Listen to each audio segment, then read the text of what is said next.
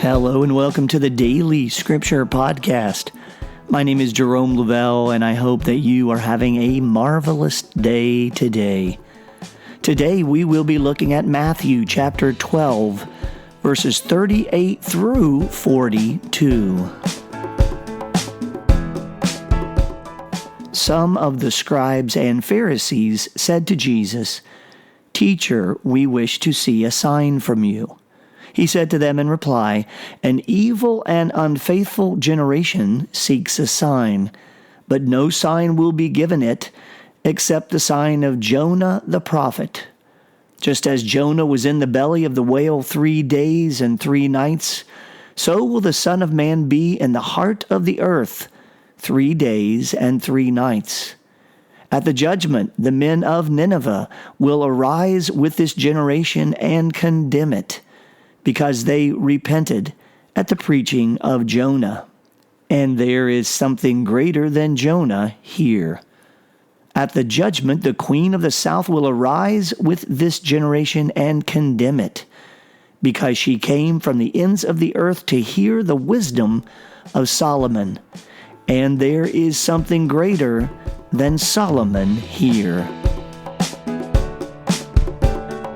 Today, in the Gospel of Matthew, chapter 12, verses 38 through 42, we hear a pretty sharp verbal encounter between Jesus and the scribes and Pharisees. And to understand what's going on, we have to look at the context of what just happened earlier in Matthew chapter 12. Jesus had just healed a demon-possessed man who was blind and mute, and the crowds were amazed, but the religious leaders, those that he's speaking to today, immediately tried to discredit him, claiming that he cast out those demons by the power of Satan. And so when they come to Jesus saying, "Teacher, we want to see a sign," I don't think, and I'm sure Jesus didn't think, that they were asking out of genuine curiosity or a desire to believe in him. Rather, what they were doing was testing Jesus. They'd already seen his miracles, but their hearts were completely closed. Remember that historically the Jewish people in the first century were looking for a specific kind of Messiah, a political, military liberator. They expected a powerful, grand, God-level personality that's exuding cosmic signs to validate the prophets. Paul captures this in his New Testament letter to the Corinthians in 1 Corinthians 1:22, where he notes that Jews demand signs and Greeks look for wisdom. In the text, Jesus clearly knows the hearts of those church leaders, calling them a wicked and adulterous generation, where this specific language is one of an Old Testament style. For whenever Israel fell into idolatry or stopped trusting God, the prophets used the imagery of adultery to describe their spiritual unfaithfulness. And there are several examples in books like Hosea and Jeremiah 3. Thus, by demanding more and more and more proof, the leaders were showing a fundamental lack of trust in God, who is standing right in front of them. But instead of giving them the sign they request, Jesus points to 2 historical Old Testament accounts, both, by the way, involving Gentiles or outsiders who responded to God in faithfulness. And this contrasts to those religious insiders who were rejecting him. And I'm sure he used these specific examples purposefully. First, he mentions Jonah with his faithfulness in converting the city of Nineveh. And then secondly, he mentions the queen of the south. This is the queen of Sheba from 1 Kings 10, who traveled months over dangerous terrain from the ends of the earth just to hear the wisdom of King Solomon. 2 people, Gentiles nonetheless, who were faithful to God. But the ultimate sign, Jesus says, will be his own death and resurrection, the 3 days and nights in the heart of the earth.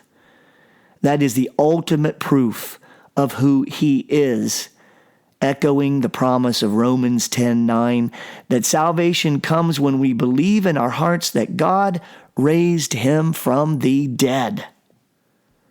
Now, in reflecting on today's scripture, it's easy to look at the scribes and Pharisees and to judge them. But if we're honest, perhaps sometimes each of us might also play the same game with God. We might take on this same role that the scribes and the Pharisees take. Have you ever said, God, if you just fix this situation, then I'll trust in you? Or God, give me a clear sign of what to do, then I'll obey. I know I certainly have had those thoughts. So maybe what Jesus is telling us is that we should not be waiting for signs in our lives, that he is already the ultimate sign, that we should be more like Jonah and the Queen of Sheba in our faithfulness. God doesn't need to prove that he cares. We know that he cares. Rather, especially in our low times or times of weaknesses, that we should look back on that ultimate sign. We should continue to focus on that sign of his love and care, the cross and that empty tomb. Today in the Gospel of Matthew, chapter 12, verses 38 through 42, we hear Jesus interacting with the scribes and Pharisees around the topic of faithfulness.